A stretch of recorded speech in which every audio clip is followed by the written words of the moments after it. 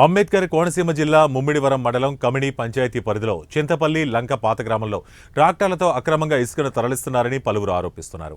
గోదావరిని ఆనుకుని అక్రమ ఇసుకను జేసీబీ సహాయంతో ట్రాక్టర్లపై తరలిస్తున్నారని, అక్రమ ఇసుక తవ్వకాలు లంక గ్రామాల మనుగడకు పెనుముప్పుగా మారుతుందని లంకవాసులు ఆందోళన వ్యక్తం చేస్తున్నారు.